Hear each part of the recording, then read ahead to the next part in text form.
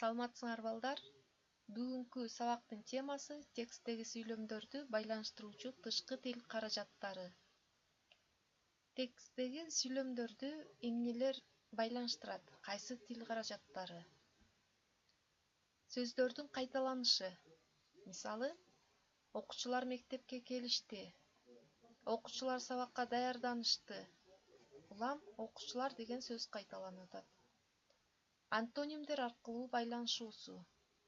Мисалы, бүгүн күн ачык болду, бирок аба ырайы салкын деген тексттен үзүндүлөрдү алып атам. Бул биринчи сүйлөмдө ачык болсо, экинчи сүйлөмдө салкын. Мына ушундай антонимдер пайдаланылса.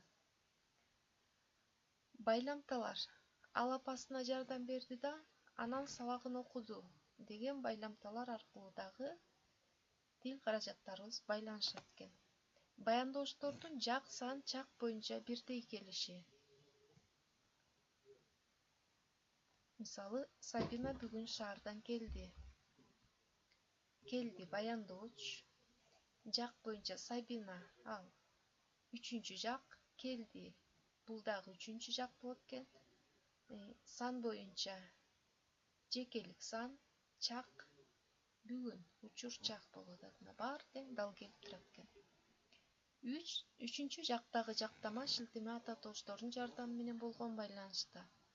Алим быйыл мектепке барат. Ал 6 жашка чыкты. Биринчи сүйлөмдө Алим деп энчилүү ат жазылып атса, кийинки сүйлөмдөрдү аны үчүнчү жактагы ата тооштор менен алмаштырсак болот экен. Ал, аны деп. Синонимдер аркылуу байланышуусу. Бүгүн жамгыр жаады, балдар жаанда калышты. Бул биринчи сүйлөмдө жамгыр деп айтсам, кийинки сүйлөмдө жаанды айтек. Экөө бир эле жаанды билдирген синоним сөз экен. Мына ушул сөздөрдү биз сүйлөмдөрдү байланыштыруучу тил каражаттары дейт экенбиз. Эми балдар, силер сүйлөмдөрдү байланыштыруучу тышкы тил каражаттарды пайдаланып 5 сүйлөмдөн ашпаган текст түзөсүңөр. Мен силерден тапшырманы күтөм. Ушуну менен сабагыбыз аягына чыкты. Саламатта кал.